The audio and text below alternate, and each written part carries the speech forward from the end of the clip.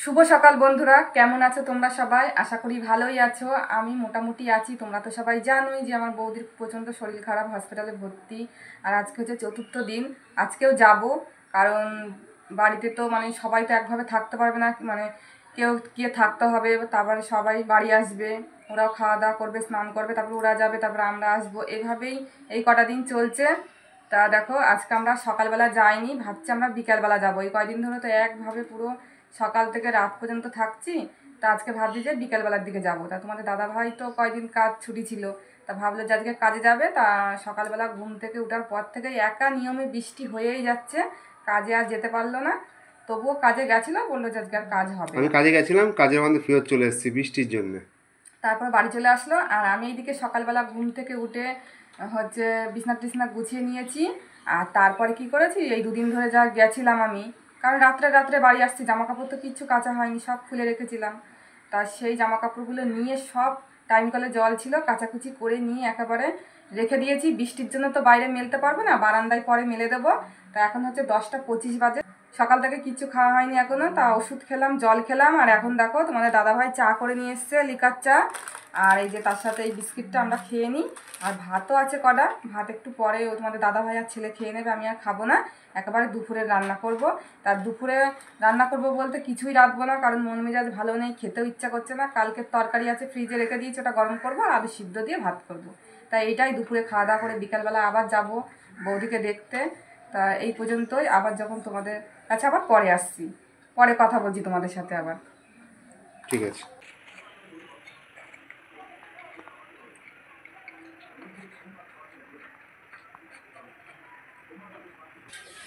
চলে আসলাম বাজার করে। আমি বাজারে গেছিলাম আর ছেলেকে একটু ডাক্তার দেখাতে নিয়ে গেছিলাম। তা ডাক্তার দেখানো হয়ে গেছে আর আমার বাজার করা হয়ে গেছে। যেহেতু আজকে বাড়িতে রয়েছি, ভেবেছিলাম হসপিটালে যাব, কিন্তু এখনও যাওয়া হয়নি। বিকালে হয়তো যেতে পারি। আমরা কেননা 2-3 দিন কাজে যায়নি তো, তা আজকে কাজে গেছিলাম, কাজ হয়নি, বাড়িতে রয়েছি। তা ভাবলাম যে বাজার করে নিয়ে আসি। তা কিছু বাজার করে নিয়ে এসেছি, চাল নিয়ে আসলাম, তেল নিয়ে আসলাম। আর তোমাদের দিদিভাইয়ের জন্য একটুখানি আইসক্রিম নিয়ে আসলাম, আইসক্রিম খেতে ভালোবাসে। আর ছেলের জন্য একটু, ওটা কী বলে, লস্যি নিয়ে এসেছি। পাউচে একটা লস্যি পাওয়া যায়, 10 টাকা, খাই ভালো, লস্যি নিয়ে এসেছি। আর এই যে দিদিভাই খাওয়া দাওয়া করছে, আইসক্রিম দেখাও। এই যে খেয়ে নিই তাড়াতাড়ি, নাহলে গলে যাবে আবার। আর আমি নিয়ে এসেছি, গলা গলায় ভাব হয়ে গেছে। ভাত বসিয়ে দিয়েছি, ভেন্ডি সিদ্ধ আলু সিদ্ধ দিয়ে ভাত বসিয়েছি, মাছের তরকারি আছে। আর এই যে সবজিটা উঁচু করো,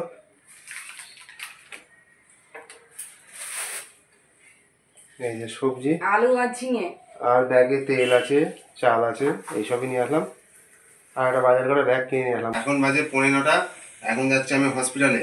তখন থেকে ফোন করছে, এমার্জেন্সি বললো। তা কোনো রকম অল্প করে খেয়ে নিয়ে দৌড়াচ্ছি। এই একটু প্লাস্টিক নিচে, রাত্রে যদি শুতে হয়, বিছানার চাদর, একটু জল আছে খাবো, তাদের নিয়ে আয়। তা খুব দেরি হয়ে যাচ্ছে। আর তোমাদের দাদাভাইকে আমি জোর করে দিয়ে দিয়েছি, আমি বলছি ফালতু কিনতে হবে না, ওখানে রাত কাটাবে, একটা প্লাস্টিক দিয়ে দিয়েছি, বিছনার চাদর, 2 লিটার একটা জল, আর হচ্ছে পরোটার একটু তরকারি বানিয়ে দিয়েছি। রাতে খাবে, যেহেতু এখন এক মুঠখানি ভাত খেয়ে চলে যাচ্ছে, ওর তো খিদে পাবে না রাত্রে, সেই জন্য বললাম যে পরোটা তরকারি দিয়ে দিয়েছি। তাও এখন যাবে। ওই যে বাইক রয়েছে, দাদার বাইকটা রয়েছে।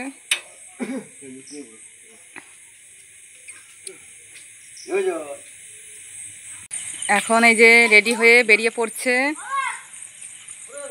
কথা বলেই যাবে। তা যাও, গিয়ে পৌঁছে ফোন করো, আস্তে আস্তে চালাবা গাড়ি। এই যে সব কিছু নিয়ে নিয়েছে।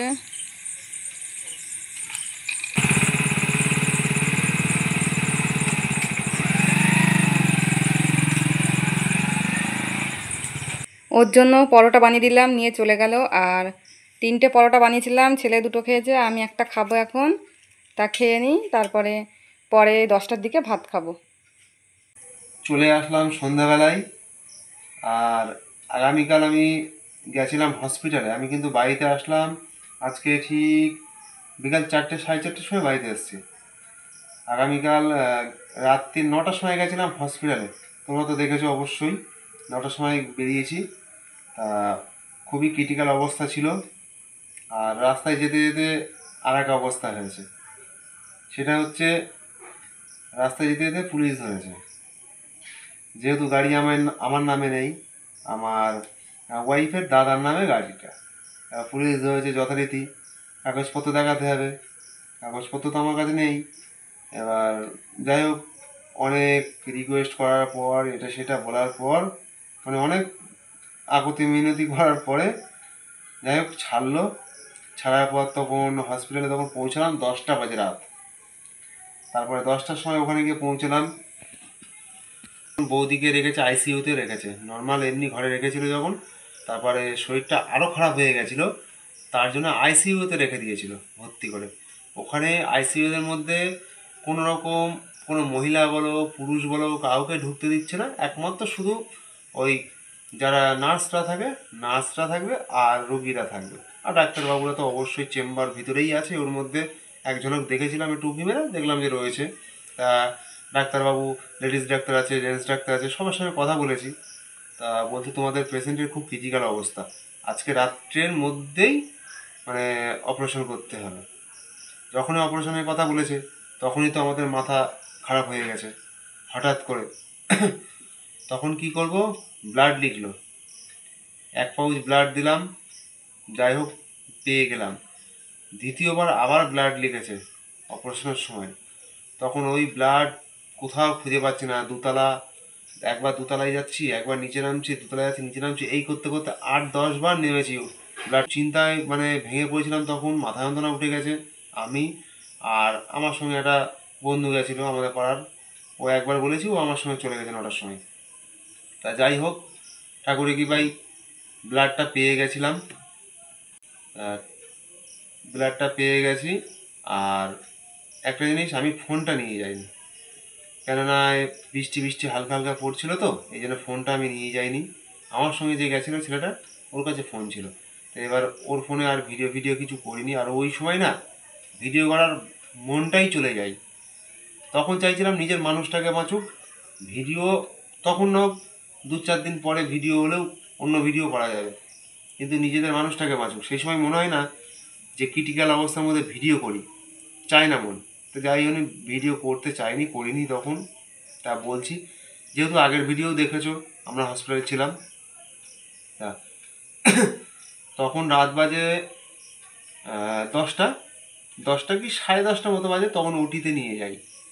আমরাও পিছন পিছন দৌড়ালাম ওটির থেকে রক্ত মানে ব্লাড লিখলো, ব্লাড হচ্ছে বি পজিটিভ ব্লাড। আমরা যথারীতি অনেক ঘোরাঘুরি করে বি পজিটিভ ব্লাড জোগাড় করলাম।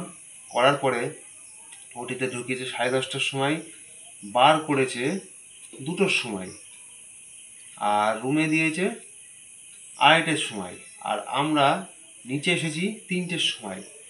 তার মধ্যে যখন ওটি করতে যাই ওখানে বন্ড সই দিতে হয়েছে, যেহেতু আমার দাদা মানে আমার ওয়াইফের দাদা ওখানে ছিল না, ও 3 রাত জেগেছে বলে ওর শরীর আর চলছে না, ওকে বাড়িতে পাঠিয়ে দেওয়া হয়েছিল যে তুমি বাড়িতে যাও, আমি রয়েছি, তোমার কোনো চিন্তা করতে হবে না।